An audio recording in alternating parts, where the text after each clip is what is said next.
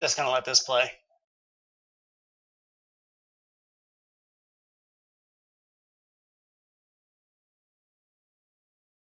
Oh, really? No extra intro cinematic?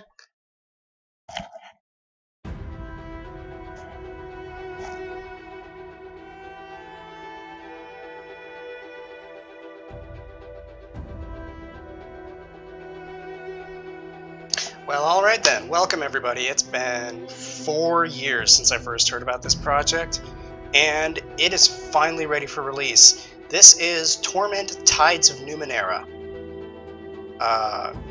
It's an RPG set to be the spiritual successor to the critically acclaimed Torment Planescape, which is an old favorite of mine. And it's been a long time since I've had a chance to play to really sit down and play a CRPG. I had the opportunity to get into Pillars of Eternity, never took it. Probably regret that. But yeah, I've been waiting past all of the delays and through some of the choppiness in the beta that I received. I almost stopped playing about this, and I'd be lying if I said that my hype for this game has not diminished at all since I first got my hands on it with the alpha. But I'm just hoping that they managed to polish this thing up and really fix some of the issues that stopped me from playing the first time. That being general bugginess and some of the ways that the crisis system used to handle things.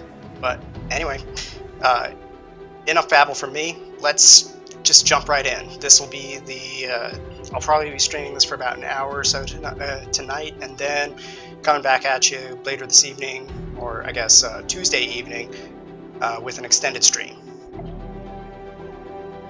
But yeah, an hour should be plenty to get us through like character creation or anything like that. So let's go.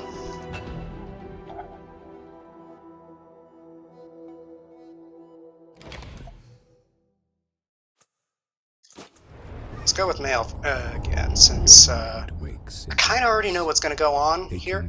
Oh, there's new voice acting. Your body. A distant howling surrounds you, louder with each passing second. Insistent and invisible hands slap and tear at the membrane that protects you. Your first emotion is an involuntary and formless panic. You feel you have forgotten something important, as if it once meant the world to you. But the details slip away as you grasp at them. You force your eyes open. Let's have a look around. A pink, fleshy cocoon surrounds you. Even as you look, a minor rent in its side tears open, and the howling wind forces its way inside. The cocoon rips away, gone before you can grab it, spinning you into a dizzying tumble. You are falling, the world many kilometers beneath you. You catch a glimpse of a curved horizon, and also the ground beneath you that is approaching deceptively quickly.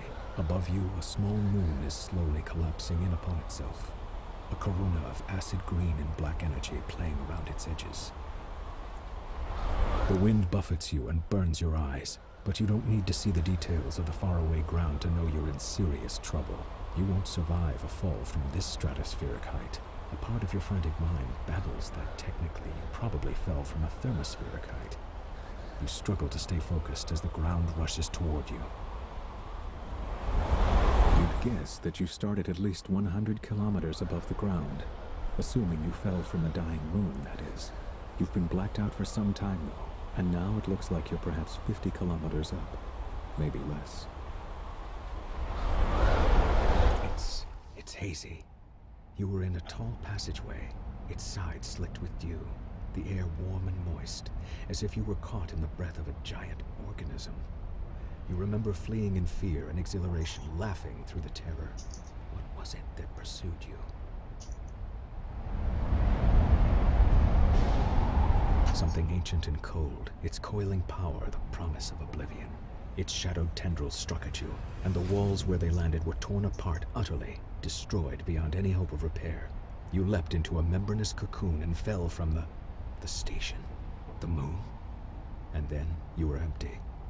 But who were you? What was that creature? A word surfaces in your thoughts, and you seize it before it vanishes. sorrow. The world fills your sight. You're about to hit.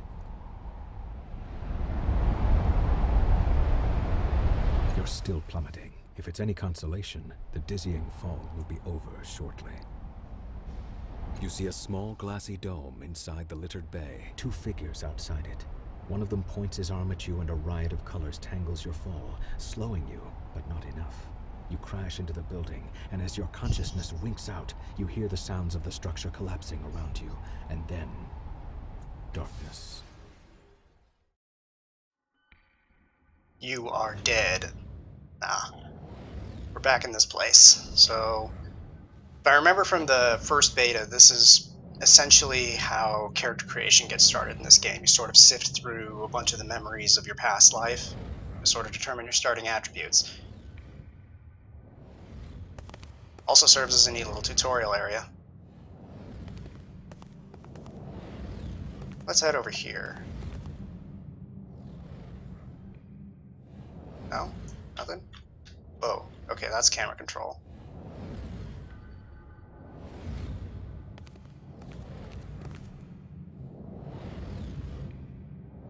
Oh, here we go. That's something. Jumbled thoughts cloud your head as you study the empty bowl before you. Drops of liquid fall from the ceiling, splattering on the ground next to the bowl. The light from every drop is reflected in the bowl's rounded hollow, as if it hungers for that light, and needs to be filled. Yet the bowl remains dry. Another drop falls from the ceiling and splashes across the pylons, wasted.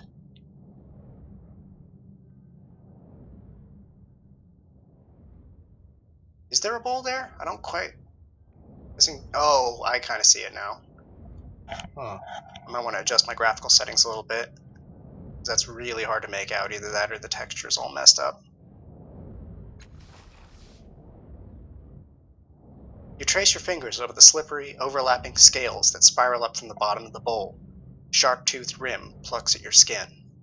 It's going to be tricky to move this bowl without slicing your fingers on the edge. You might have to put some effort into it.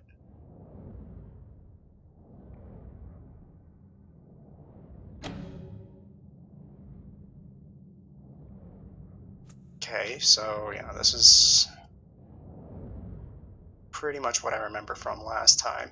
You have a pool of effort. That you can use to increase your chance of success on certain tasks by, I think it was 15% increments at a time.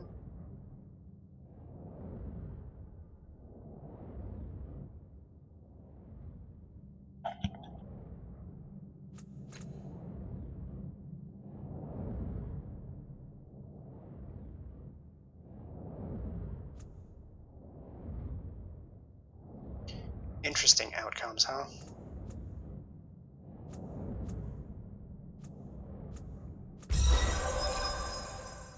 Okay, well, 60% managed to do it. You carefully take hold of the bowl, avoiding the teeth on the serrated rim. With a deep breath, you move it over to the glowing pool of fallen light.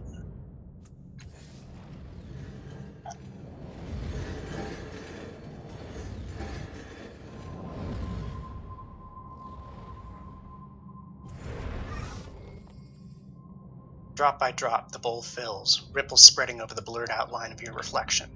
A pale blue luminescence stretches into the corners of the room. A clear radiance spills across the segmented floor, washing away the nearest shadows, and pouring into your mind, melting the ragged edges of your fragmented thoughts. You are not whole, not yet, but you have begun to heal from the damage done in your long fall. A voice calls out somewhere high above, beyond the reaches of the spreading light.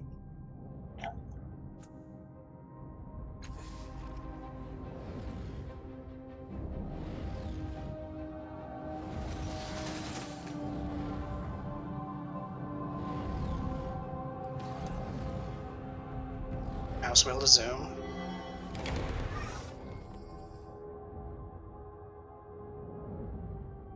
This option wasn't here the last time I played this. Wonder what happens.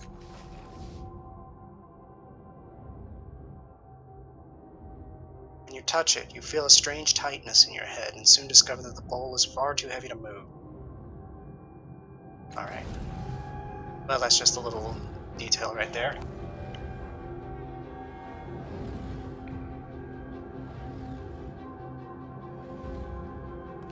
God, I'd hope the ground isn't made of stone faces, but no, it looks like it's just very, very precisely cut hexagons here. Nature's shortcut.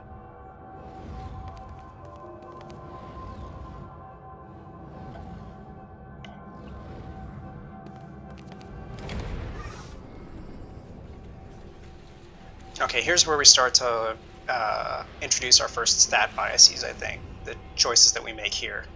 These memories. You stand in front of a rusted door. The air is humid and dank. You had a moment's respite from this waterlogged hell. A bubble of stale air is your resting point. You've breathed water before, and you've lived decades beneath the waves. But this body's an air breather. The constant pressure has been crushing you ever so subtly. Worse, your companion's mind seems to be wandering from the task at hand. He's a genius with machines, as you well know, but he seems distracted. The device in his hand is covered in knobs, wires, and antennas. He believes it can get the two of you through the corroded door, but he's merely staring at it. Perhaps he's lost faith in his invention, but that's hardly your concern. This mission cannot be delayed. It must proceed.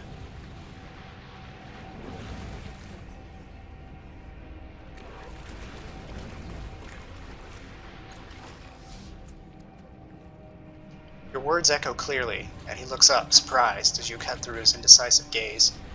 He grimaces and says, "All right, we'll be through the door before they catch up." His fingers make minute adjustments to the knobs and blinking levers of the device, and the stale air of your bubble freshens as the door swings open. A dark hallway lies beyond, a passage that links the water-bordered cells and the aquatic viewing areas. What you seek lies there. Moments later, you're underwater again, your hands closing around the strange yet familiar artifact. You need it complete. You need it to complete something. It hovers above a pedestal, rotating in the dark water. An electric current runs through your fingers as your hand crosses the vertical plane of the pedestal, and an iridescent field coalesces so fast that the wave of pressure dazes you for a moment. The rising pulse of a sonar alarm ripples through the water. The guards won't be far behind.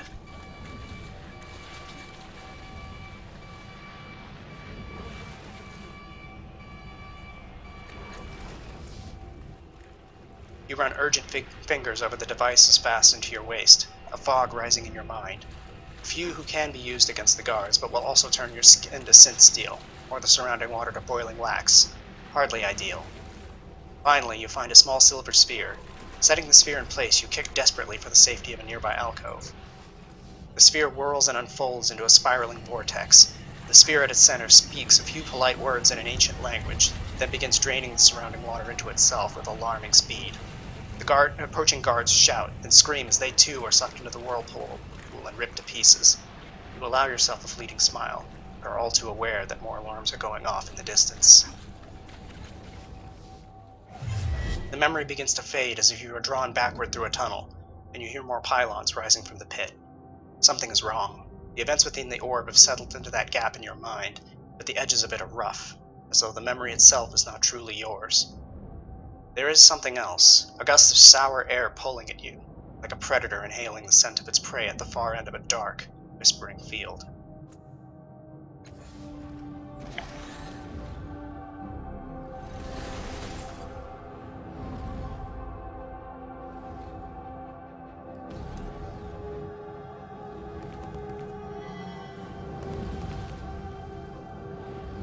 This mirror is strange, as though what you see in it is real and you're the reflection.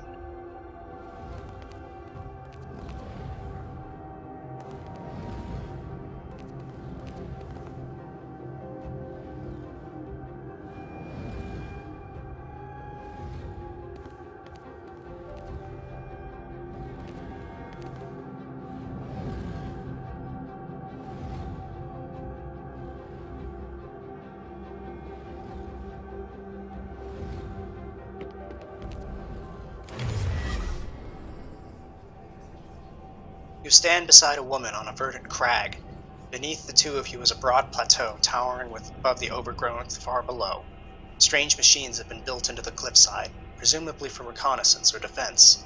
A metal disc gleams from the center of the plateau. Your self-aware humanoid machines drill into the base of the cliffs below. If you were looking for a sanctuary, and you were, desperately. "This seems like the right place."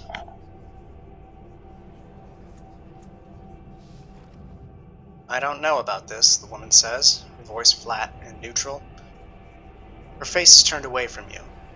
"What makes this place any more secure than the other ones we've found?"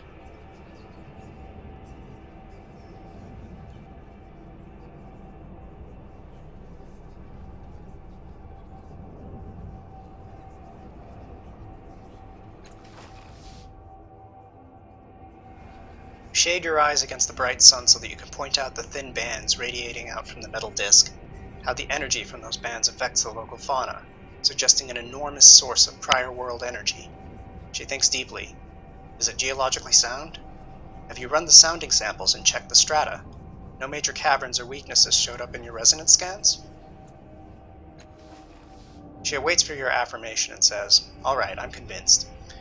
The two of you sketch your plans for the sanctuary, drawing schematics and architectural diagrams. Then you descend into the plateau to examine the open ground. The woman suggests having one of the servitors build a shelter for your time here. You try to draw one of the constructs away from its task, but it doesn't respond to your voice. When you lay a hand on its shoulder to reinforce your command, it whirls and strikes you across the face with inhuman speed. It turns back to its task, ignoring you. Your companion helps you rise, laughter in her eyes. "It seems your construct has other ideas. What's the matter with it?"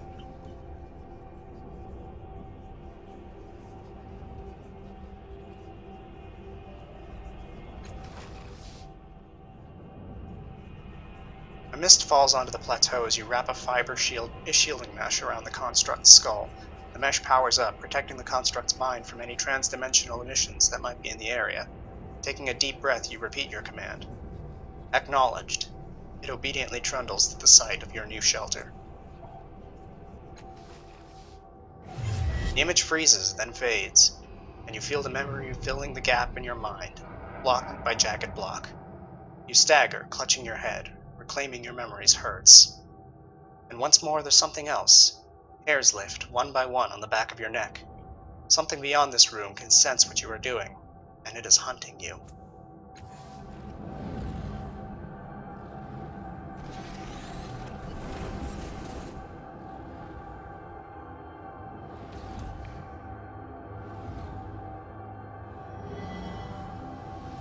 Anything else around? No?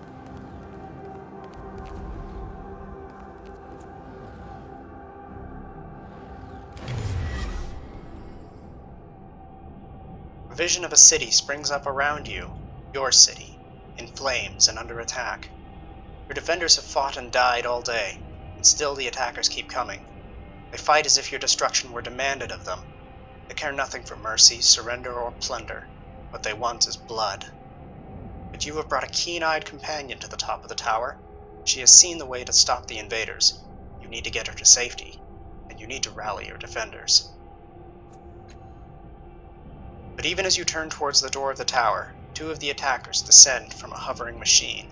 You don't have time to strike at them before they land.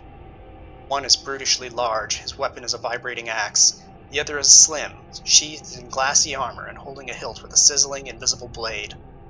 Your companion backs away. She's too young to help. Your enemies advance single file, confined by the parapet.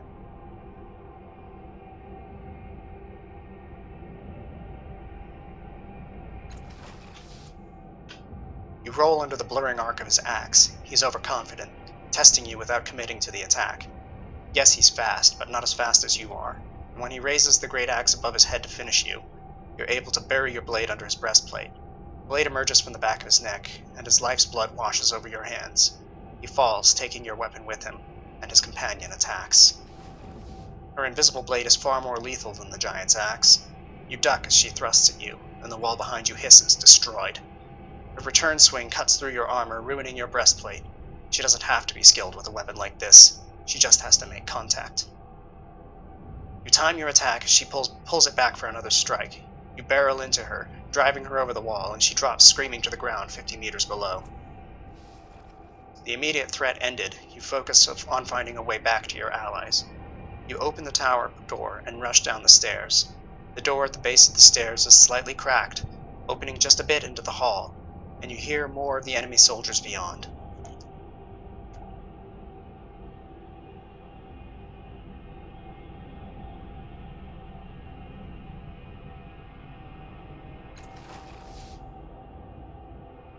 You press yourself against the gleaming door, easing it open, and your breath catches in your throat as it squeaks quietly, a sound like a bell in your memory. You pause, but the soldiers in the hall continue to talk. You push again, squeeze yourself through the narrow opening, creep down the blood-stained hall. The memory begins to fade, and you find yourself back in your own body. Your temples throb with the racing force of your heartbeat, and the reclaimed memories blaze within you, like a bonfire on a mountain peak, visible to every predator for kilometers around.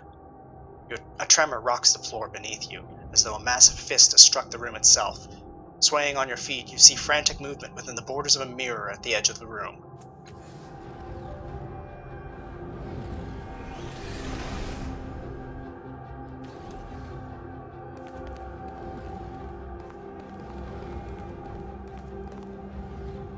Oh, pool's gone.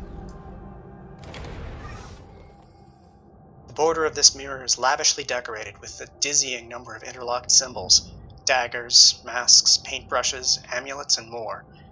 But that's nothing compared to what you see in the glass. You see a vast crowd of people, exact doppelgangers of you, shoving, arguing with, and fighting each other. Most are drab imitations of you, but a precious few are vivid and pull at your attention. Each of them bears an intricate pentagonal tattoo on their forehead. In their eyes, their actions, you see the memories you discovered within the orbs, and the choices you made shining like distant stars. Your hand twitches at your side, and though some of the bright doppelgangers ignore you, an even smaller number immediately turn to you, waiting for you to choose them and learn what you might become. A rumble shakes the room, and a slow vibration spreads from the darkness below, rippling towards the ceiling.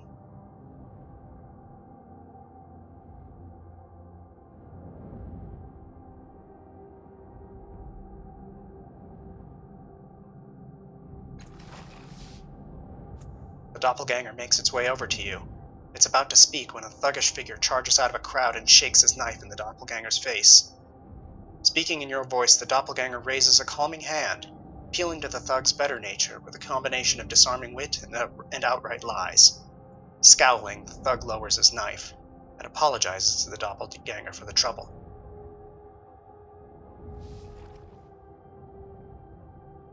The doppelganger turns to you, waiting for your decision.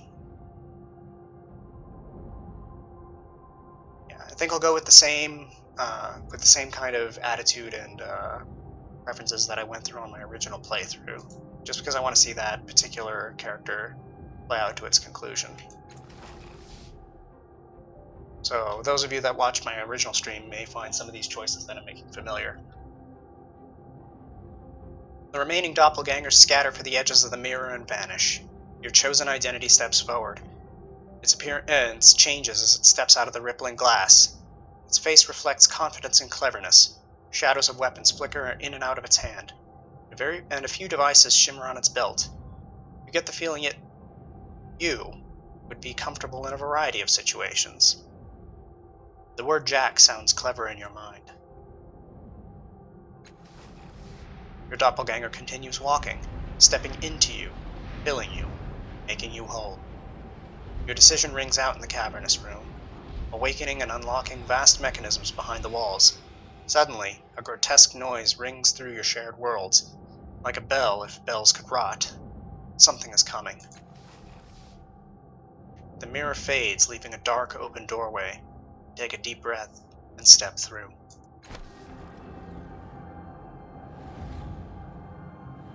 Choice in the memories in the mirror have begun to build your character.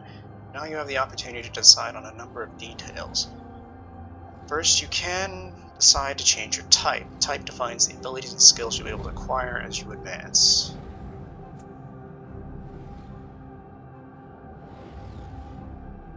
So training level in that skill while active. Okay, now I gotta remember. I think it was actually a nano last time. Yeah.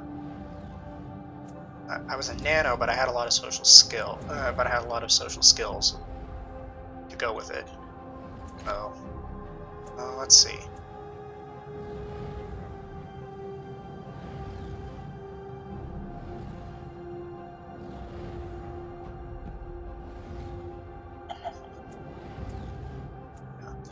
I think I do remember being a nano, so we'll stick with that. Now, what are these?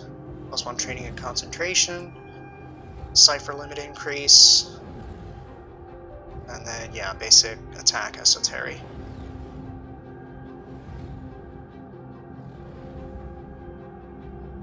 Trained in deception, heavy weapons. Oh, that's a red dot. That's inability.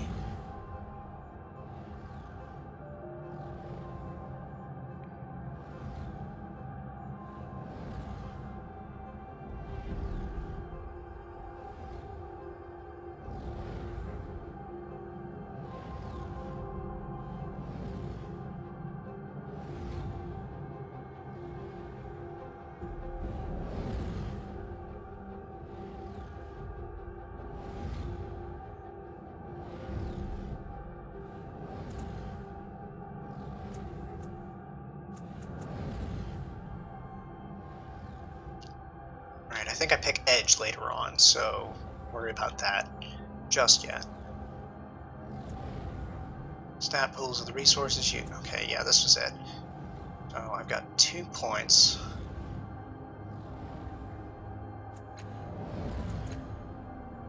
One there.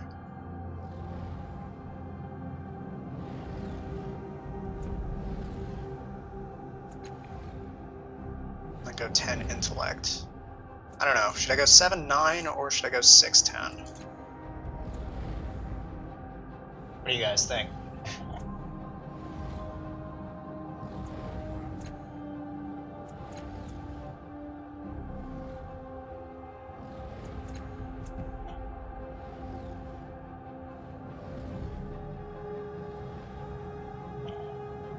Yeah, I think I'll go 7-9. Why not?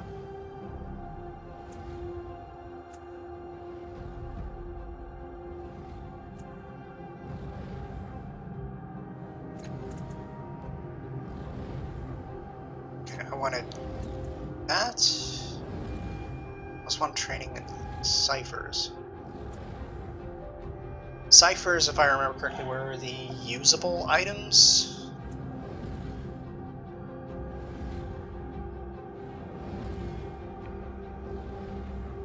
Yeah, I think there were usable items that generated spell-like effects. I didn't take quantum step. Might have been...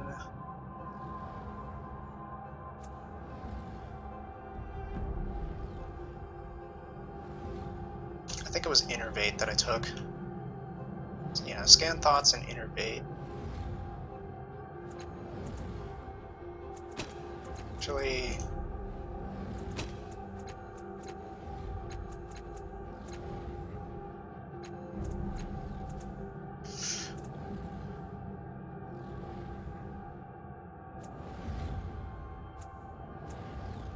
No, this seems right. Okay. Skills.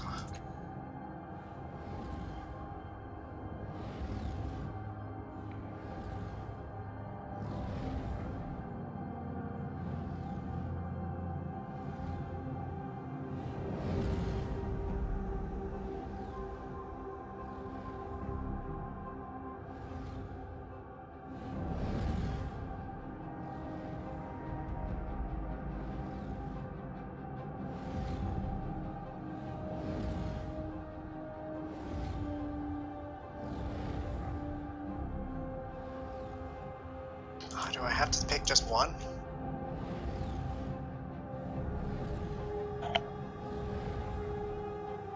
Let's see, I think I'll go with. Yeah, I'll go with machinery for now. Oh, it seems to pick up on natural. Oh well. And I'm not a glaive, so no weapon skills. Okay.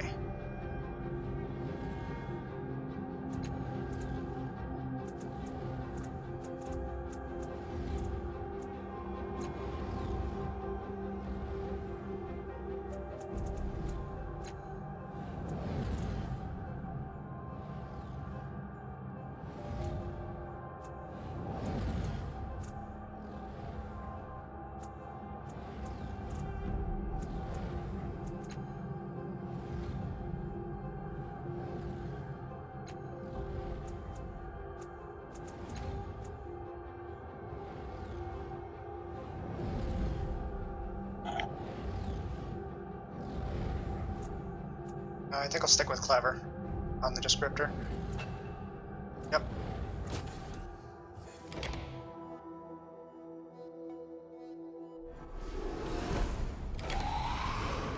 And now we're back at this sequence. Hello, Spectre.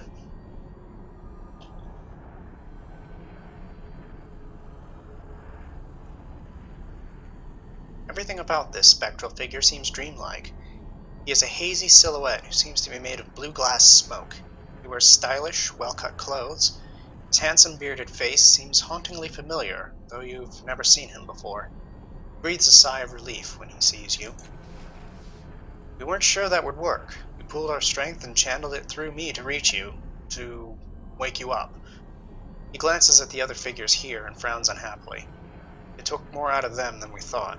The other reflections, they're more like shadows now. Look, I bet you've got a lot of questions. This whole place is basically your mind. Your body's still out there in the real world, healing from that fall. You need to get out of there and finish the process. It shouldn't be too hard. Okay, so let's just give him the business and ask him about everything.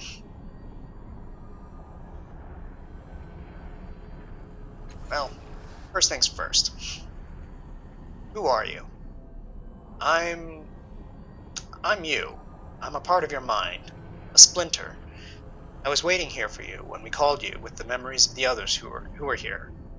I don't know what happened next. If this place is my mind, why don't I remember any of this? It is your mind, a construct built to, I don't know, share thoughts? Store your true self? Wait, you know how people say in the first place? This is definitely the first place of your memory.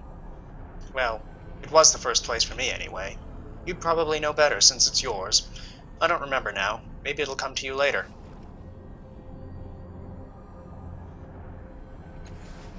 Who are these other people? That's what they are. As I said, it's your mind. You'll find reflections of people you knew. People you met in the real world, and with whom you shared some kind of psychic connection. I don't know how or why, it just happens. Before I met you, I felt like something was hunting me. Do you know what that was? That's a memory I don't want to recall. Large, black, furious. It's our death. It's sorrow. I just hope it's lost interest in you. If it finds us, we're done for. Alright, tell me about this process. What do you mean by that? After you wake up from this dream state, and attune to the tides, you'll need to find something called a resonance chamber. Your body should have landed somewhere near it. Just climb inside and everything will be fine.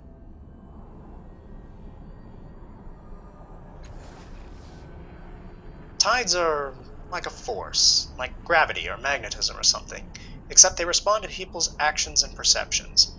Your body, that is, your body in the real world, needs the tides to survive.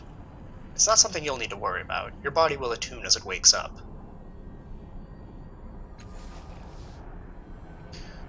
I remember pieces about it, but not the whole. It's a crystal sarcophagus. I remember it having 5 mechanical arms around it and a metal ring set in the floor. I think we were aiming for it when we fell. When you open your eyes in the real world, it should be nearby. How do I get back to the real world? There's a portal down there. It'll take you back to your body. Just step through it, and the whole tides thing should take care of itself. When you wake up, find the resonance chamber and activate it. Then we can... What in the hells is that?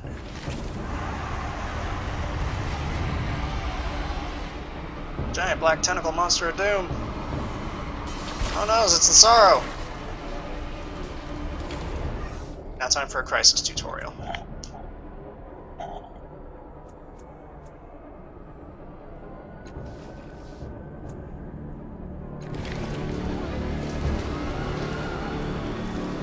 Okay.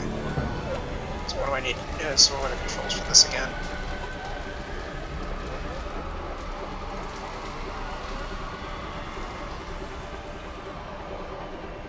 One standard, one move action. Simple enough.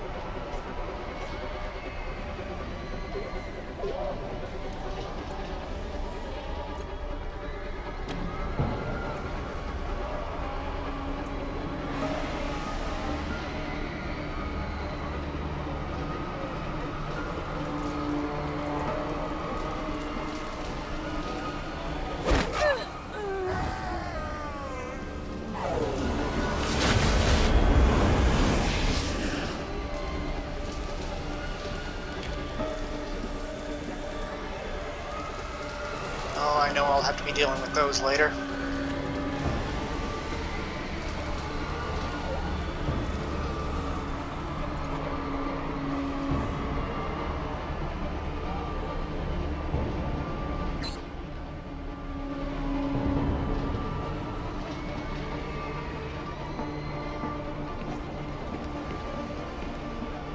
Well, that's different.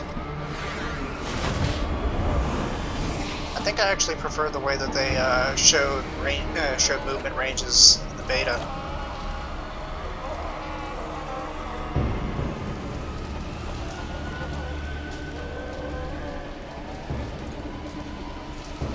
Oh, that's interesting. You get bonus damage from effort as well.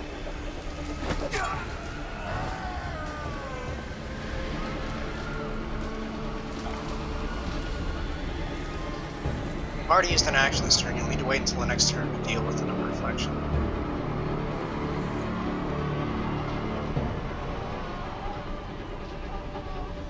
Yeah, sure, why not? Might as well use our move action.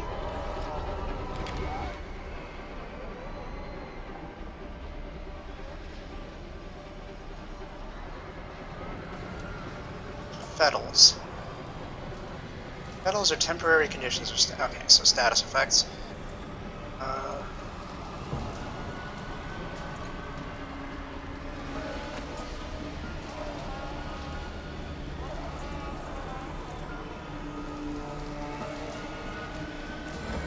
Moves negative fetals. I cannot do that.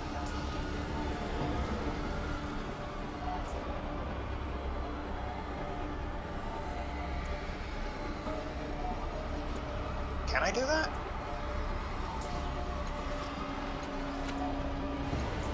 I don't have any items.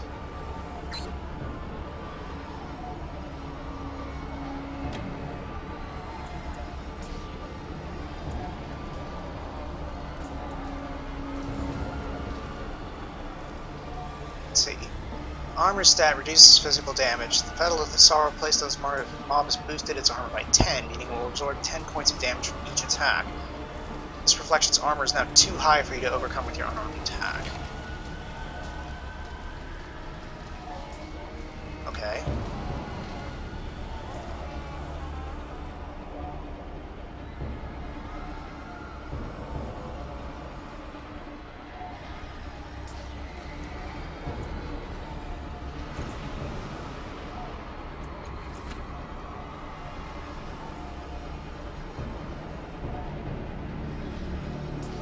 What does this Fetal do?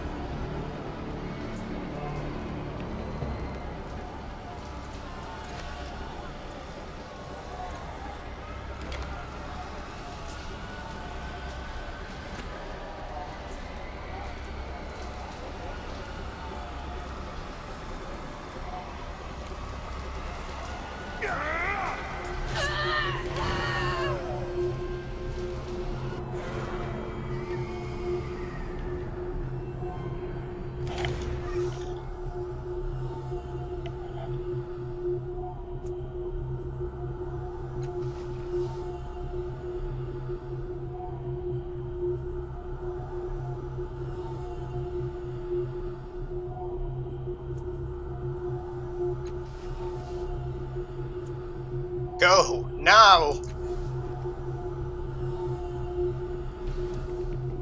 Right? That's the tutorial. Now we wake up in the real world. Where did he fall from? His body smashed to talc. It's a wonder he's still breathing. All I saw was a corona, not his origin point.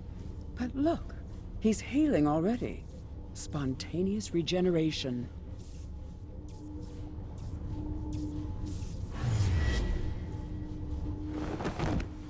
Wait a minute, I recognize that voice actress. Who is she?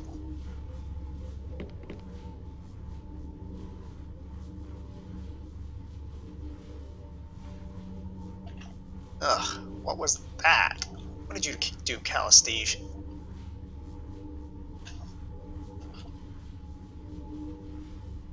First thing you notice is this man's kaleidoscope of tattoos writhing across his forearms. He wears a long, dark coat, belted at the waist, supplies filling his pockets. His boots are worn and stained with years of travel. You blame me? He emitted an internal physiological reaction in response to the fall, probably related to that fantastic healing process. Obviously, Aligarn. Her voice rolls and hisses, and you have to rub your eyes to be sure that you're not seeing double. Faint echoes of her actions trail from her, each nearly mimicking her, though some act and react to stimuli that you can't perceive.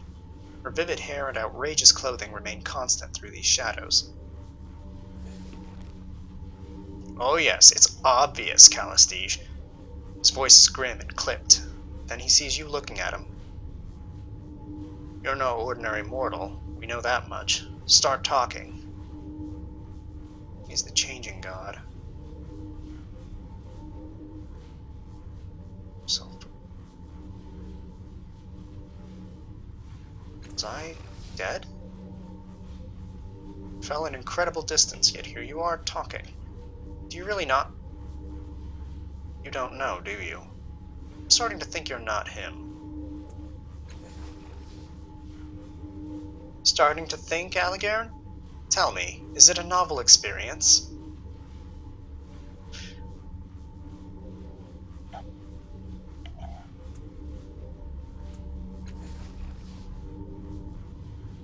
It's his face. I've never seen any other people rebuild themselves like that. Only the changing god could have healed so quickly. Maybe you could help me for a change. You know what this means to me. You're familiar with the word changing, Aligarn. It implies inconstancy, thus the changing god may well have changed. You'll have to forgive him. He believes you're someone he once knew, even though it's painfully obvious to anyone that you are newly born.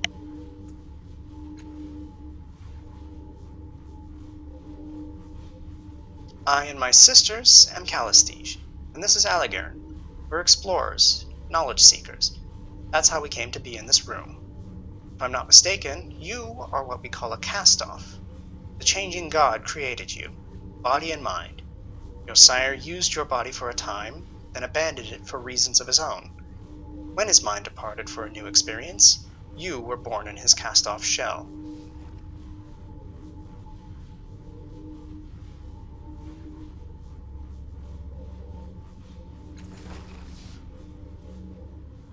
I used a cipher to slow your fall further, but the damage still would have killed an ordinary person. But think about it. If you're the kind of person who can make your body into anything you want, what do? If you've constructed bodies for centuries, you want to make each one better than the last. You want to live forever. You're not going to let your life end by accident. No, you'll make strong bodies. Fast, powerful, maybe throw in regeneration while you're at it. The changing god has always been vain. He rarely stays long in a shell that doesn't suit his self-image. Perhaps the changing god fled because he didn't want to wear those scars of yours.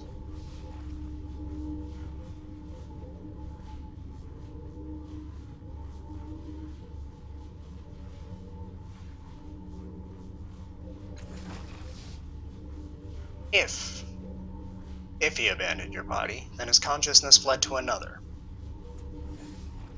Oh, do stop. If there's one thing we know about the changing god, dear, it's that he has always had a contingency. This child was born here. The object of your obsession will have been reborn somewhere else.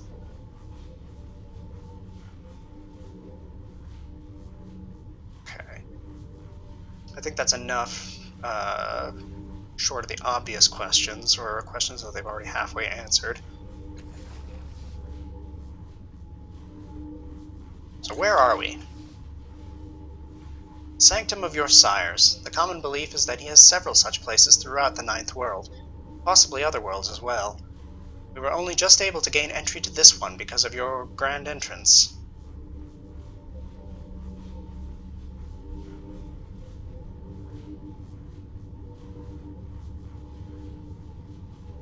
Is the Changing God. Ha! That's something coming from you. The Changing God is your sire, dear. He discovered a path to immortality long ago, a means to transfer his self to a new body of his own creation. I don't think he knew, however, that when he abandoned one body, another mind was birthed to fill the void. Oh, he knew all right. The only thing the Changing God cares about is himself. He doesn't give a single thought for those that he leaves behind. These are his experiments, not humans.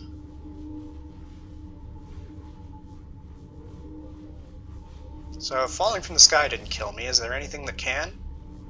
An excellent question. Having seen your regenerative abilities in action, I suspect they are primarily physical, a regrowth. If that's the case, you'd be unable to survive most varieties of psychic or molecular decomposition, disintegration, conflagration, and so forth.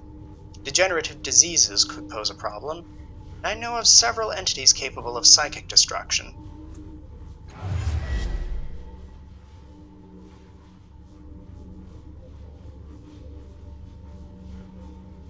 What about a body that can withstand the sorrow's attacks?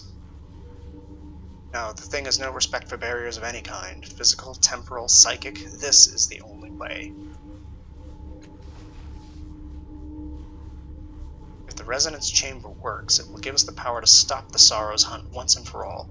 We just need the right focal point, a catalyst.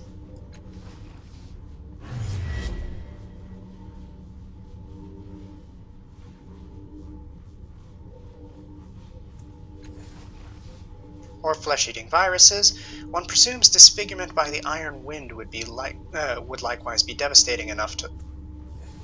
I think he gets the point, Calistige.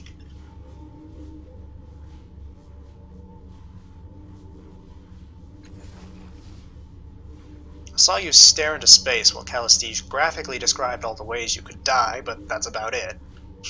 I only noticed because I did the same thing.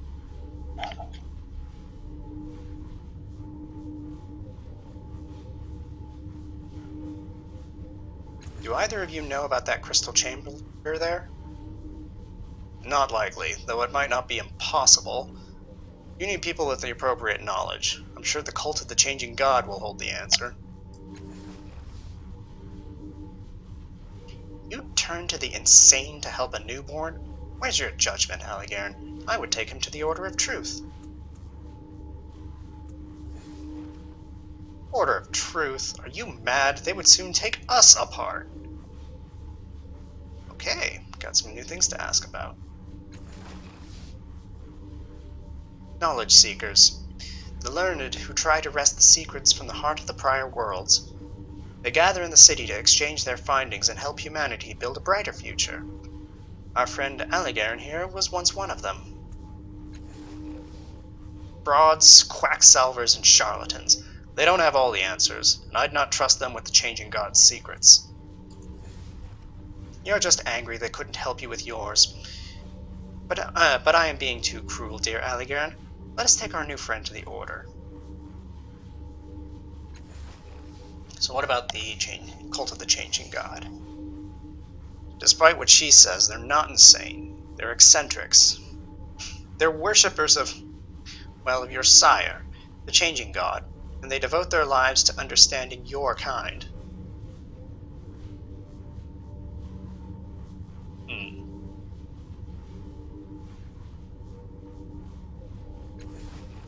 I have some other questions.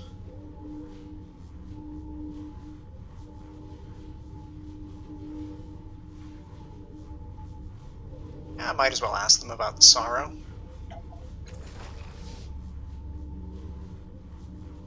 I've had my share of sorrows, but never the sorrow. What's that? A disease? I know nothing about it.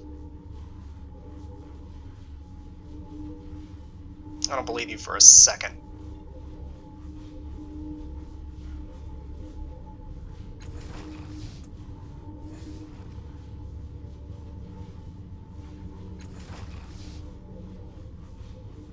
course, once I provide an introduction to the priests, we'll have your chamber fixed in no time.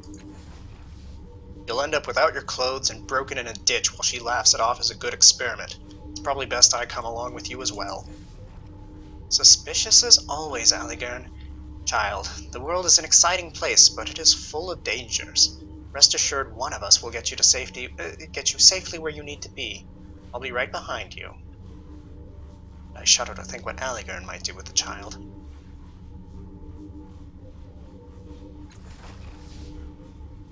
I won't deny that you're an exciting find, but it's not about that. I just want to see you safely out of the reef. Who knows what secrets this child could help me find, if I can help him live long enough. Kid, you're not safe here, and not just because you're new. Treasure hunters trawl the reef, scavengers who would sell you for parts if they knew where you came from, and what you were. He's not the changing god, he needs my help, if he is. Alright, let's go.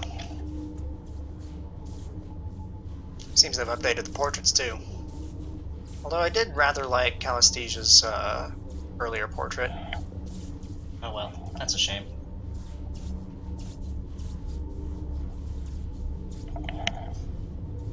Alright. Explorations. There was a...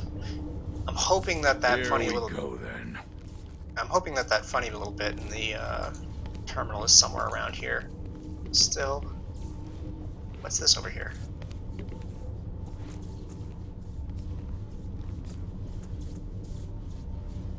Cephalid brush.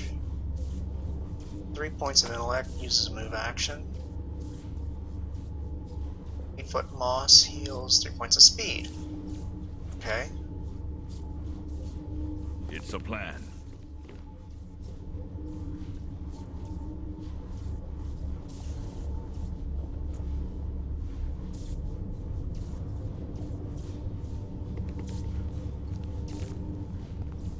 Might as well examine the sarcophagus.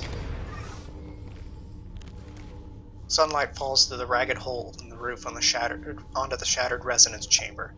It is hard to believe that you did this, that you plummeted through the curve of the pale blue sky, crashed through the dome, and broke this delicate machine with your own body. It's also hard to believe that you're still alive. 4 mechanical arms hang over the device above the cracked, semi-transparent crystal of the sarcophagus. The 5th arm lies broken on the floor among the scattered synth and crystal shards. A metal ring surrounds the array, dented and broken by your impact crater.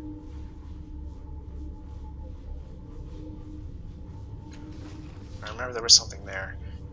Jagged fragments of crystal are intermingled with synth shattered... Okay, so let's pick up one of the crystal shards. There we go. Basic weapon.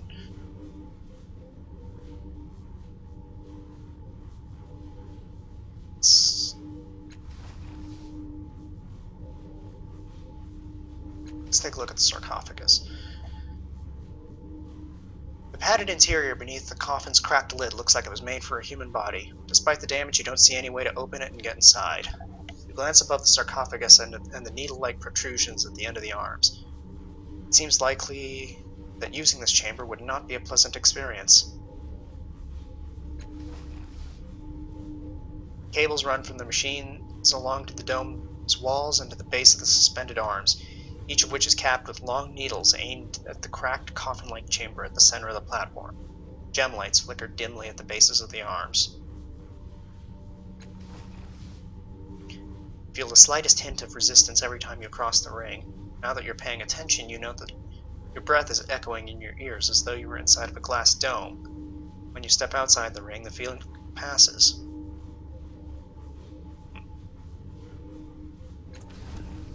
Yes.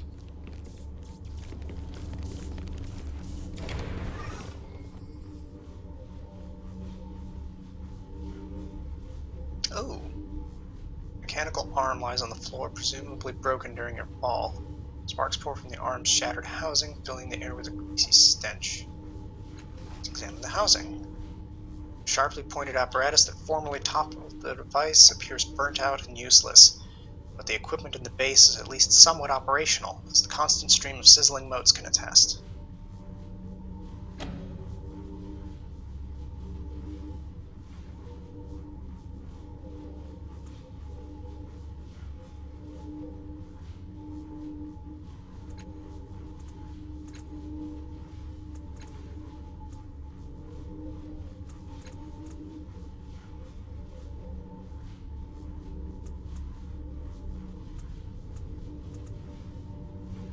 So that's my base.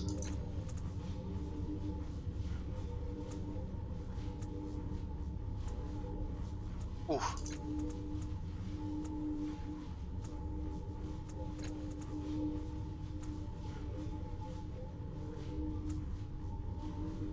Yeah, sure, I'll spend 2 effort for that. Taking care to avoid the sparks, you extract several handfuls of shiny trinkets and coin-like objects. Recognize their value at once. Such objects would be accepted as shins, the informal currency in most regions of the world. So you gather them up and take them with you. I got some spray flesh and 19 shins. Nice.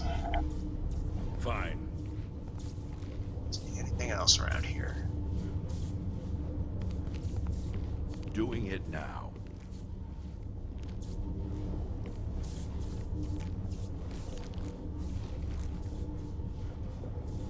Alright, time to talk to the computer.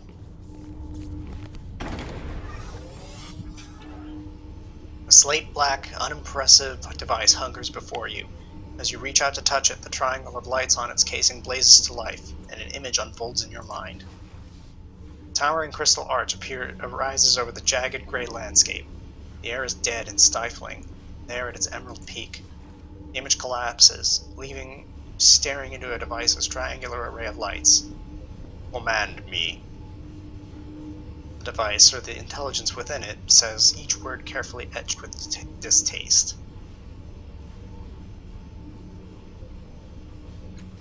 Who are you? Your command was not understood. The intelligence says with clear satisfaction, sounding for all the world like it understood the question but is choosing not to answer. Command me.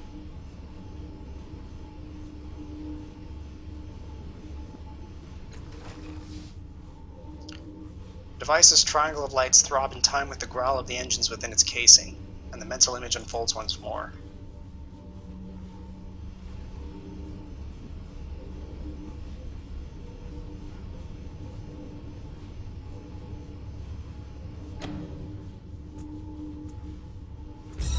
Spend a mental point for amnesis.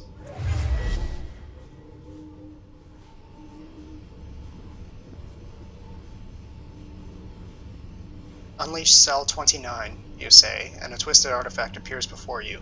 You claim it with a faint smile, watching the light fade from the cell far above. You flinch from the memory, and it falls apart as you raise your eyes to the arch as it is now. Cell 29 is now dark. Only Cell 0 remains.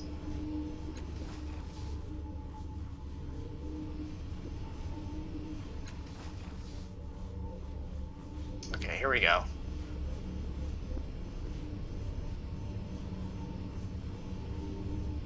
What commands do you recognize? 3 lights throb irritably, heated air sighs from the device's vents, and then, a towering list of commands races through your mind, far too fast to read. You rub your eyes, groaning, and the intelligence chortles. Command me, it says smugly. Though the list was mostly a blur, one particular command, Unleash, seems to be highlighted in emerald. The same emerald of Cell 0 at the top of the arch in the dark field. And then show me that list of commands again, slower. If anything, the list pours through your mind even faster than it was the last time. Command me. I'm sorry, I'm easily amused. Does it get even slower, I wonder? Ah.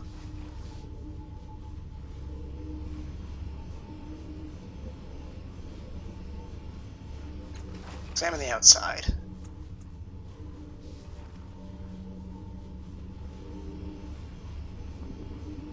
Unleash the contents of Cell 0. I found a cipher.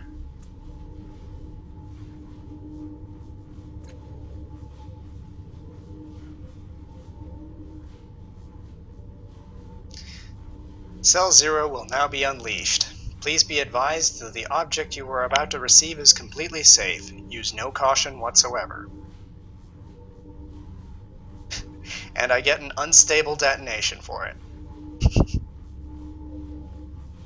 Smart-assy computer.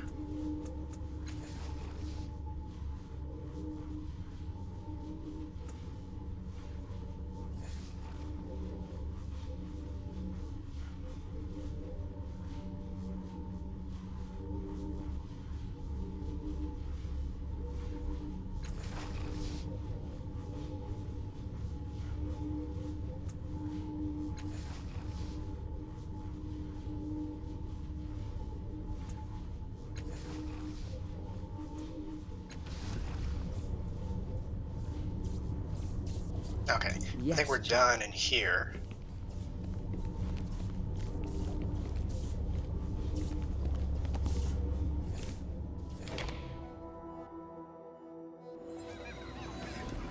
I need to talk to you.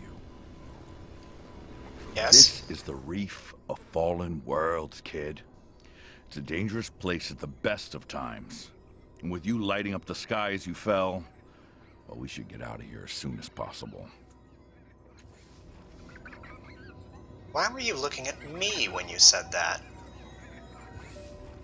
I wasn't. Don't be so paranoid.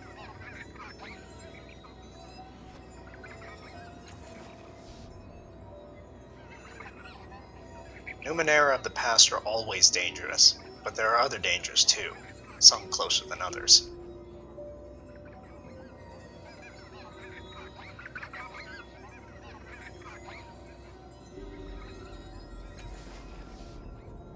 Ask me again when we get out of here. I don't trust this damn brief any more than the company we keep. What do you think we should do next? You want to fix that crystal chamber back there, yeah? First step is getting out of this reef. These, they're nothing. Call them a consolation if you must. Some call them by worse names, but that's because they've had the occasion to run afoul of these little snakes.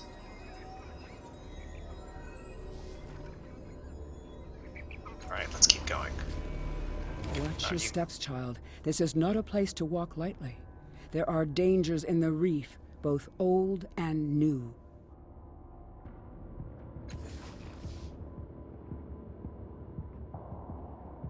They are me. We are part of each other, sisters across infinite realities. We share our experiences and power. What's that old saying? That experience brings wisdom? I must be the wisest person in Sagas Cliffs, the wisest across countless worlds.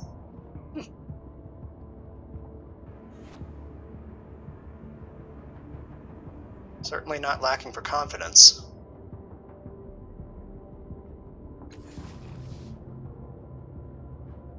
Okay, alright. Allow me.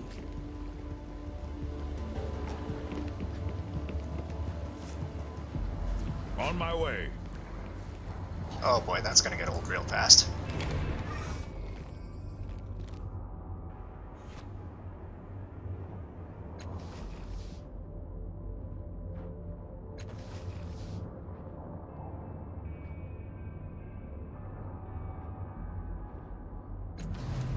Gotta leave those alone.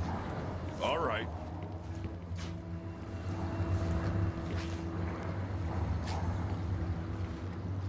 Of course. I seem to remember this being a bad thing to touch, but we're gonna poke it anyway.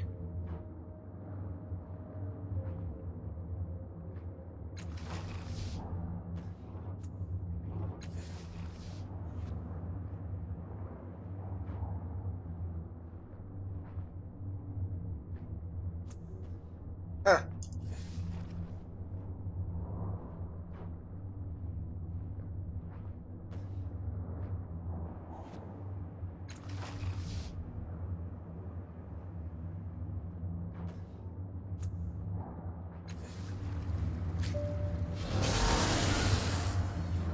Oh, yay! I don't remember that. I might have done that last time, but I... Hang on, actually I should probably check out the items that I've got in my inventory. First is equipment. Contains any Odds on current character.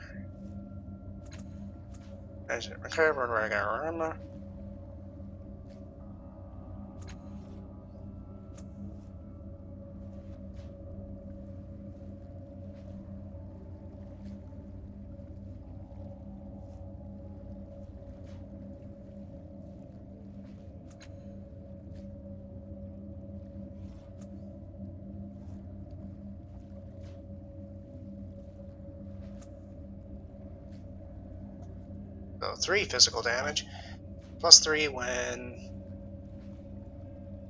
effort applied. Will woven garment.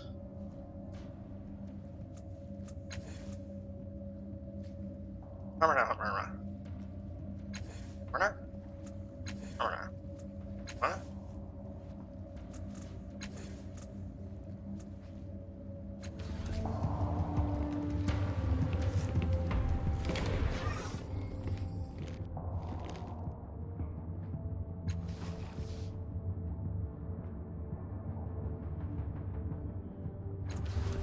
No, I don't think there was anything in there that I wanted.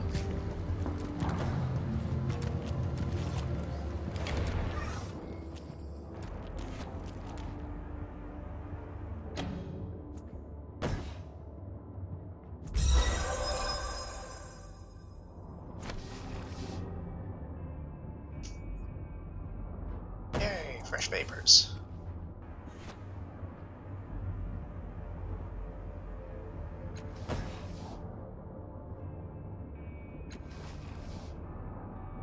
I guess not. Allow me.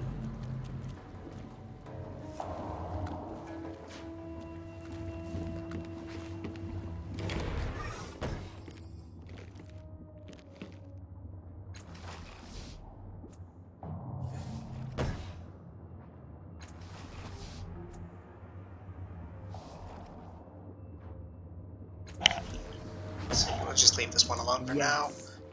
I do remember that from the beta. That will be. Ooh, there's some loot up here that wasn't here before. See, 17 shins. Okay, might healing item. And another encephalic On my rush. way. Cool.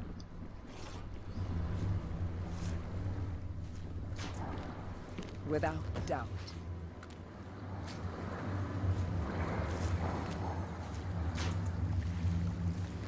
Alright, I think that's about all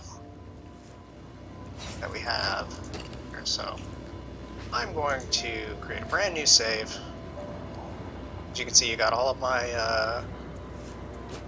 out-of-date saves from the beta.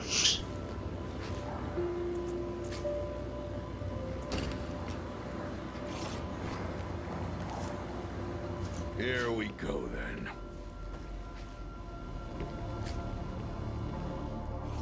And I remember, yeah. You got it.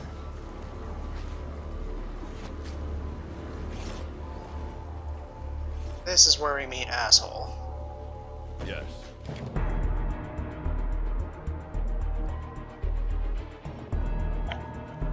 But we're not going to deal with him.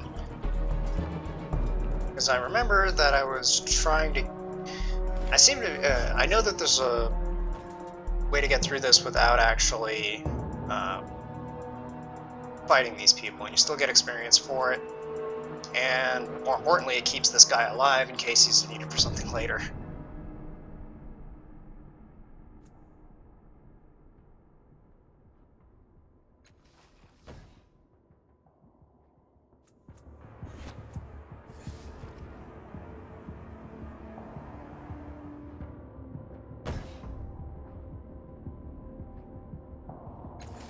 What do you want? Right to the point, this one, isn't he? I know most of the draft that scavenges the reef these days, but it's a rare pleasure to see a new face. All I want is information. A falling star landed here not long ago. I don't suppose you were around to see it. I don't trust them. Any friend of hers is a cheat, a killer, or both. What does that say about you, dear? Killer or not, Quarro is not a man who can be trusted with the unvarnished truth. Tread lightly.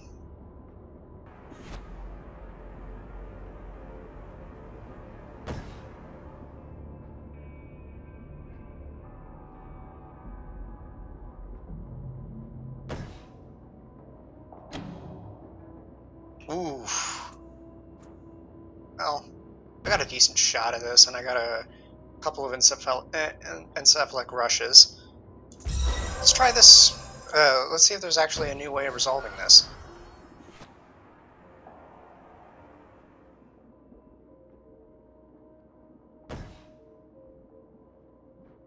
Alright. Well, do let us know if you spot anything of interest. I'd like to say we'd pay for the privilege, but if we were rich, we wouldn't be down here, would we? He's not telling the truth, and he's a fantastic liar. Guess I was wrong. Gained 25 experience.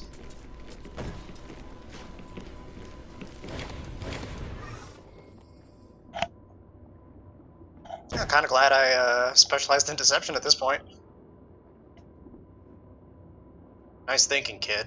That would have been a fiasco. Figured out why they were here, right? Knew I couldn't trust Calistige. This is the last time I make that mistake.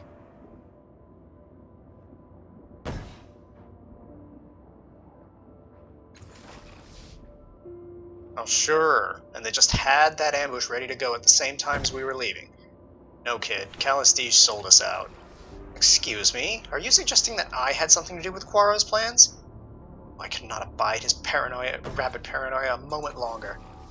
Suggesting you didn't? An old friend of yours just happens to be waiting for us, armed and outnumbering us as we return from the greatest find the reef has seen in years? It's too convenient for me. Too convenient by far. Of all the idiotic, paranoid delusions, you really believe this, don't you? You really believe I'd use a half-wit like Quaro to stab you in the back rather than do it myself? You see, kid, she'll stab you in the back first chance she gets, most likely in your sleep. Look, I don't care. Fact is, I can't trust you anymore, and I wonder why I ever did. This is the last we travel together. I've got enough to worry about without having to watch my back 28 hours a day. Oh, I did the wrong voice for that. Well, it fits either way.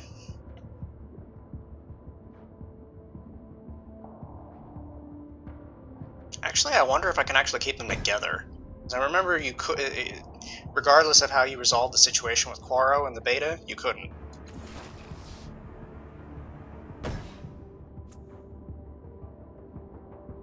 Oh, this is just the last needle that crushed the Anine. You haven't seen 1/10 of her deaths, not 1/20th. She's a backstabbing bitch, and this mess here only proves it. Always a paragon of class, Aligarn. If I did have any interest in betraying you, do you really think I would need Quaro's help? Yet, this is the thanks I get for coddling your pain-rattled judgmental weakness for so long. I've had enough. Child, I'm happy to guide you, but I will not walk another step with this paranoid buffoon.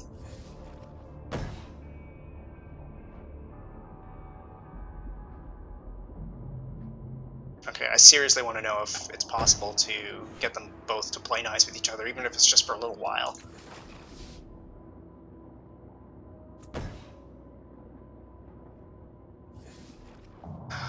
I guess not. Unless there was a decision that I made earlier on that kind of locked me out of that.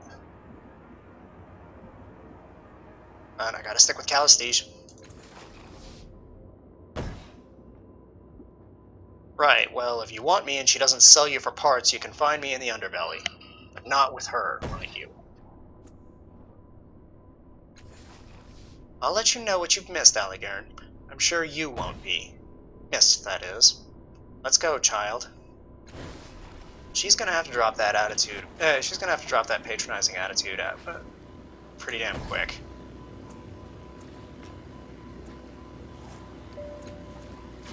We shall see. So what's this thing? I never got to investigate this in the beta. Oh. As you I guess that's only for blasting Quaro and his buddies.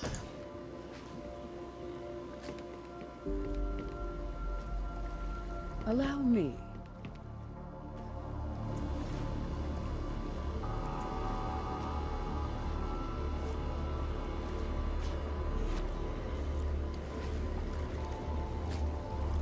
Did I miss anything else?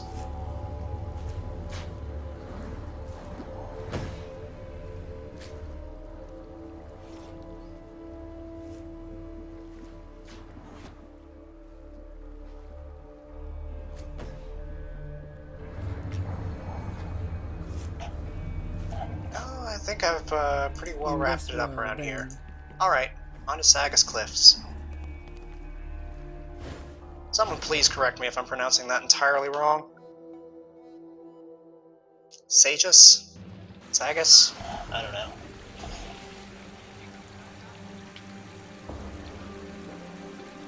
Without doubt. Oh, hello, Tibir. Okay, so yeah, this looks like everything's opening up pretty much the same way. That it did in the beta. It's just that I can do it in a different order.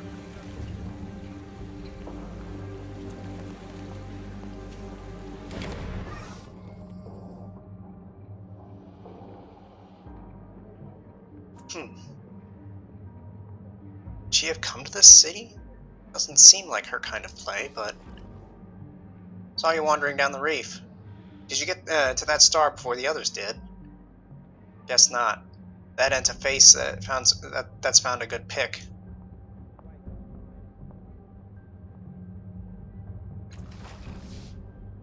Nah, not too many. Gotta be a carker going down to the reef. That place is haunted. Look, you hide it well, but I can tell you're new here. I ain't trying to offend you, but I don't like leaving folk new to Sagus on their own. If you have questions about the city, or Circus Minor in particular, I'll answer them, free of charge. Of course, it looks like you already have a guide. Calistige? Why's this freshie traveling with her? She scares the tulk out of me. Hello, dear. Otero knows this city better than almost anyone, and it's quite unlike him to give anything away for free, let alone this terribly valuable advice. Do take him up on his offer. I see you to say. Well? So we're in Circus Minor now. Yeah, the heart of the city. The levies and politicians will tell you that Government Square is the center of Sage's Cliffs, but they're not thinking right. When folk come to Sage's, they come here. They talk and trade, flirt and fight, tell stories. Everyone who comes here leaves different. Anyways, what do you want to know? An execution. It'll be going on for a few days yet. All those folks think that they'll learn great truths from the nightmares of a dying man. It's not worth my time, but it might be worth yours if you haven't seen one before.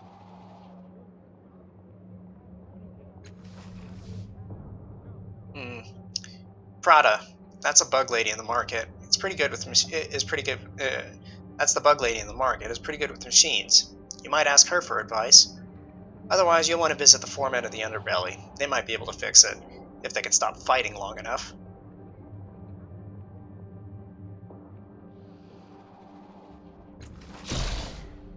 I just got back from a scrounge. I'm here trading salvo for supplies before I set out again. Enjoying the sights, you know? Where would she have gone if she came here? Why?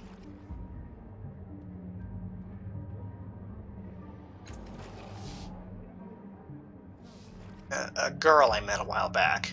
She was new in town, like you. Just wondering what happened to her. If she's okay. Anyway, do you have any other questions? Didn't look like she broke camp. Or like she left in a hurry. Something else.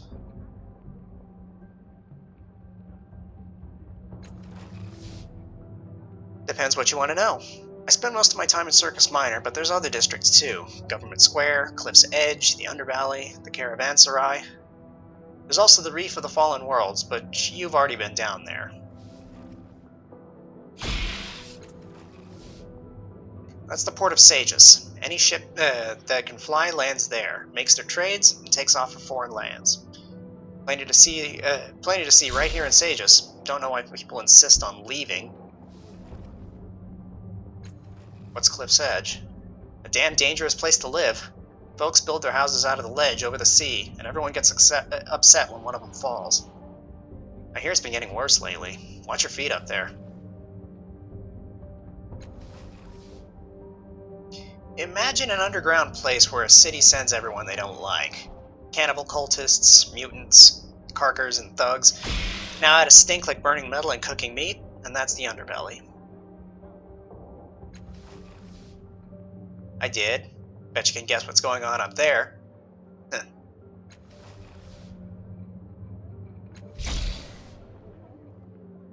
Cult of the Changing God might let you sleep in their camp, or you can try Tranquility's Rest in the Caravanserai.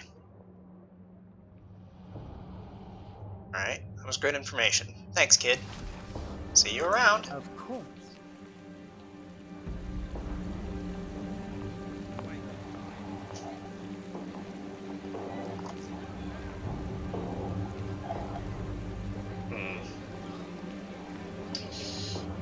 I think I want to come back to this because I need some extra points in social Without skills, doubt. if I remember correctly. Well, I guess I can try it now.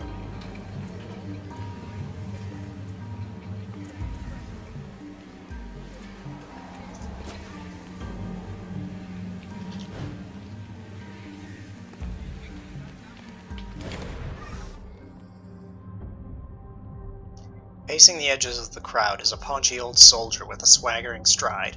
At the moment, however, his jauntiness seems overshadowed by worry. He alternates between watching the execution and searching the crowd as if looking for a miracle. Then his eyes light on you.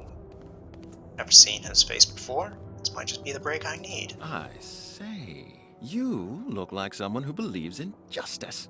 How'd you like to help a poor soul wrongfully condemned? I don't need a thing. But my friend there on the platform is dying. The nightmares his executioners have induced in him spill from him with every word he speaks, and wrap around him like a snake. I know there are but a few strands around him now, but in a few days' time they'll choke the life out of him. I cannot imagine a more horrible way to die. Well, that's not true. I have an imagination that would shame a sailor. You'll need to be swift, and willing to hold justice above the law. But there is a way to save him, if you will hear me out. Who are you? Captain Lanchin Tiber, retired. Extremely retired. Once a soldier of fortune, now its plaything. But my story can wait. Saving Reese's life comes first. Misunderstanding. Reese and I were hired to deliver some expensive brandy to an out-of-town buyer. Would you believe that the bottles were stuffed with state secrets? Reese was accused of selling information to the enemies of Sage's Cliffs. They called him a traitor. It was a travesty.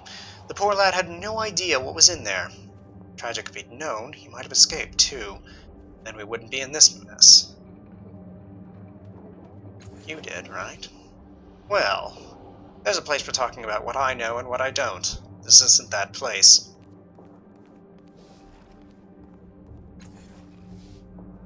Luck? I was taking a piss when they came for him. Went through the back window and scampered up the roof. I watched poor Reese being led away from my hiding spot. Swore I'd get him free. I hope it's a promise I can keep. A simple one, but it requires nerve. Listen. It would be nothing for someone of your noble demeanor to masquerade as a city official and ask the council clerk for an archived copy of an old stay of execution. Once you have it, I'll write a fresh one and add Reese's name. Then we'll present it to the overseer here, and poor Reese will be set free. There you have it. A foolproof, risk-free plan.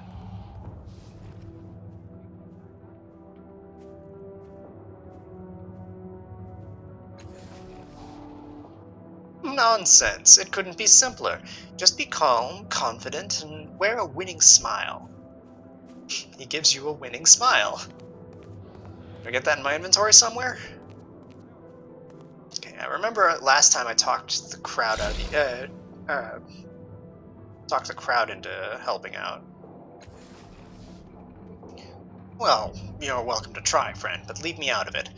Sage's Cliff crowds are notoriously bloodthirsty, and the execution officials are not known for their sense of humor. You might regret it later, and you'll be alone when you did. Too many unknowns in a scheme like that. Not enough escape routes. Excellent. Then you'll need a proper story and a badge of office. Fortunately, I have the first, and you can buy the second from Sangolin, the clothing merchant in Government Square. Once you have the badge of office, you will tell the council clerk you are from the Judicial Oversight Committee, looking into the corruption and the commutation of capital sentences. The stay you're asking for is that of a notorious gangster named Cole Carden, who was mysteriously set free a few years ago. When you get Cole's stay of execution, I'll make a copy with Reese's name on it, and you can give it to the Overseer who will free him. See? Simple. Now, if you'd like me to join you, I'd be happy to show you around the city and help you with all of this, and whatever else you have going. What do you say? No thanks, I'll figure this out on my own. Suit yourself. But don't waste time, Reese hasn't got much left. Bring the document to me when you have it. Any other questions before you go?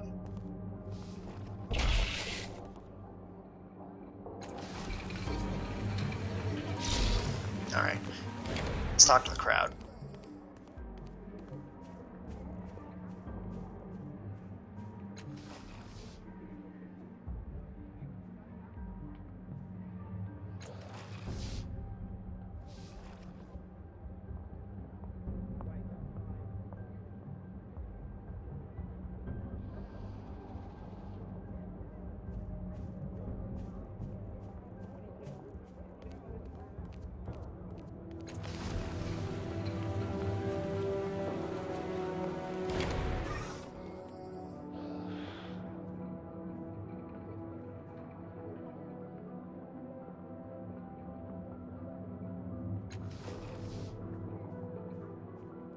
That would be terrible, wouldn't it? But his words seem so wise.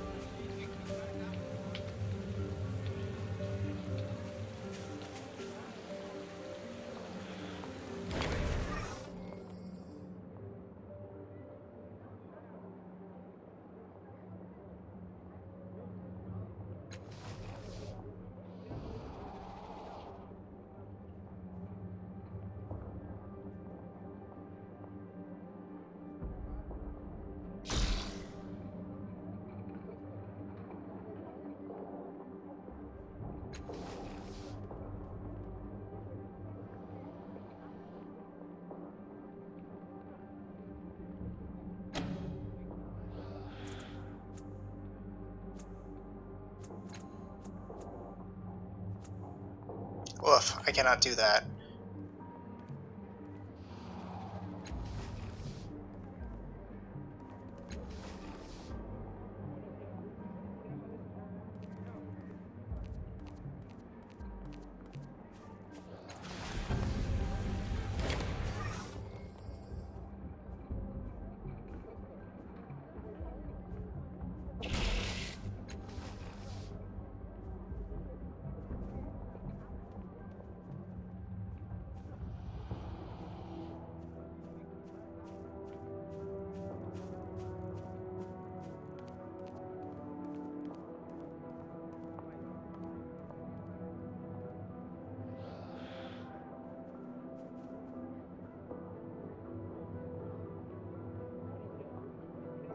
I think it was this. I think it was this option.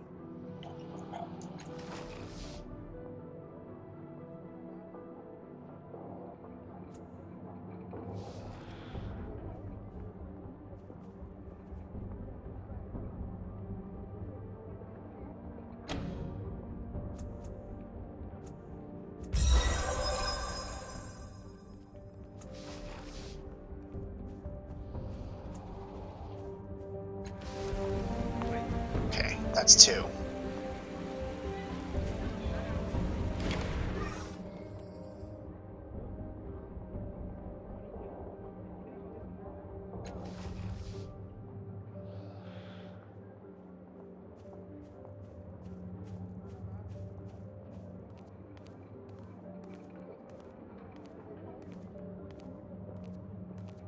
Punishment for bad behavior.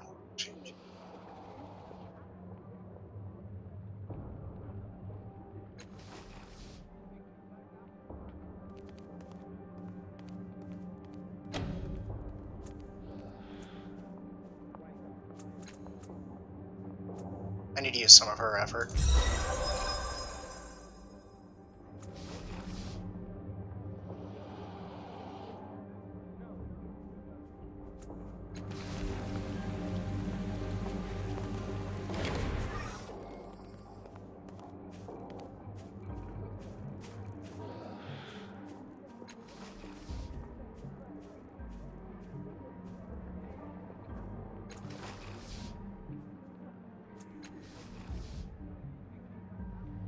Alright, here we go.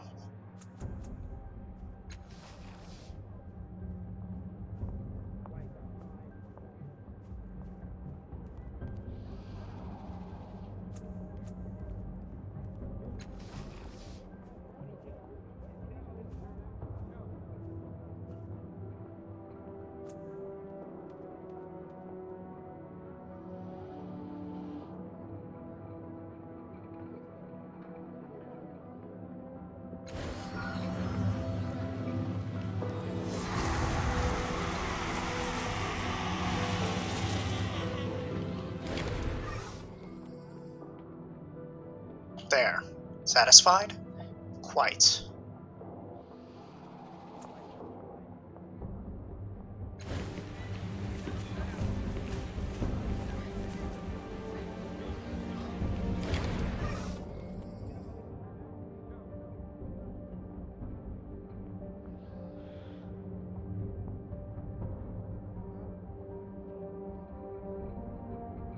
You're the one who got me out of that nightmare. Thank you. But where's that... There you are, you slippery bastard. Now where's the money? If I went through that hill for nothing, I'll... A whole day, Tiber. I spilled my guts up there for a whole day. Yes, about the money. You see, Reese, I was hoping to get a reward for turning in the fellow who sold us that brandy without telling us about its secrets, but... There's always a but when it comes to money, isn't there? I should have known. The only way you pay me so I wouldn't squeal, you only said you'd pay me so I wouldn't squeal on you, and you only saved my skin to save your own. Now, am I going to have to fight through your friend to get to you, or you're going to step out from behind him and take it like a man? Alright, I can play the soothsayer for now.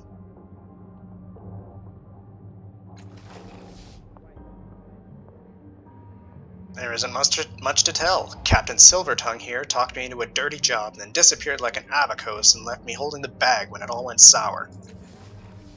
Oh, Reese, can't you blame me for running? Can you blame me for running when I had the chance? You would have done the same. And besides, if I hadn't, we would both have been sentenced to die, with no one to free either of us. Lucky that, if my tattooed friend hadn't come along, we'd both be executed in any case. You only wanted me free because you knew you'd be next on the block once the Devourer ate me.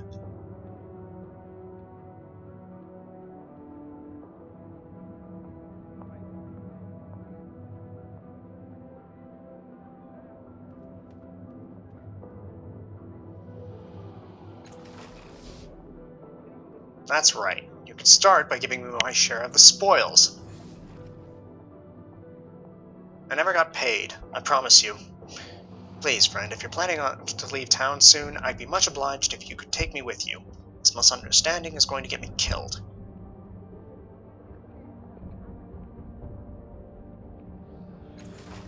Fine, but I expect you to pull your weight. Naturally, I'm the fellow you wanted your back in a fight. I have a lot of low friends in high places. Things always go more smoothly with Tiber along. Right? Okay. Absolutely. The gang I had during the beta is back together now. Of course. Who are you?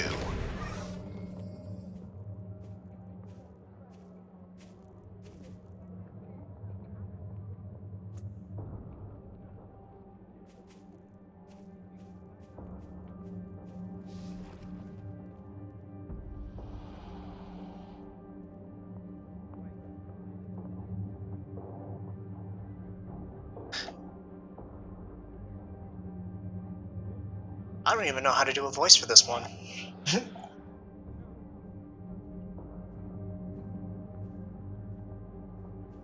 Well, not that there's really been much change in my inflection for any of the characters that I've done tonight, but I mean, I might as well be reading an audiobook to you guys. Neither Felinda nor Steristi could believe it, but the thief had come back. Had come back in shame, ready to return what he had taken? No, his hands were empty, his expression baffled. Is she? Wait. Am I narrating her? Narrating me? Perhaps the thief had simply forgotten to return what he had borrowed, but this made him no less a thief. Oh, there's even an option! Are you narrating me? The thief said, trying to distract Felinda from the matter at hand, but the merchant would not be distracted. Besides, the merchant had been asked this question many times. 10 years ago, this thief had borrowed a book. Felinda wondered if the scoundrel was possibly unfamiliar with the definition of the word. It did not mean taking a thing and keeping it, after all.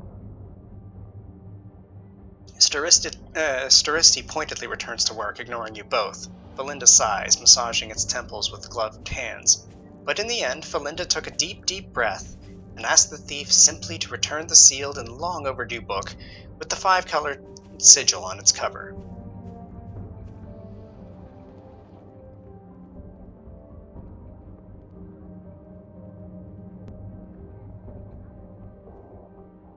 I can't promise anything, but I'll look for it.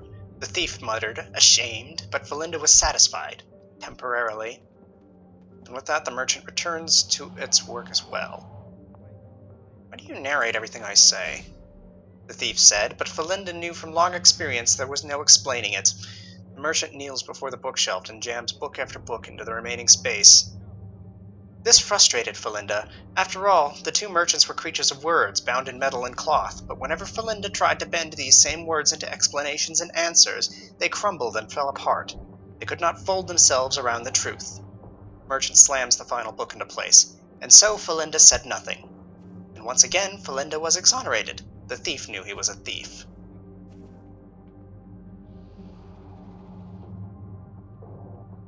Should I press this? No, I won't press it. Wait, shit! The thief pleaded. He still did not understand that Felinda wasn't speaking, and that the thief was hearing the passage of that what the thief was hearing was the passage of time. Okay. So you let me off easy there.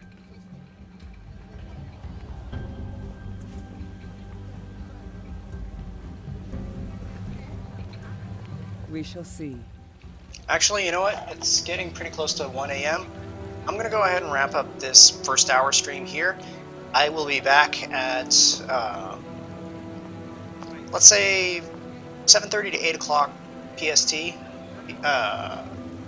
with an extended stream of this. I'll probably run the better part of the night. If you like what you see, please drop me a follow. Every little bit helps. Thank you, everybody, for dropping by to this introductory stream of Torment and Tides of Numenera. And until this evening, stay well, and I'll see you next time.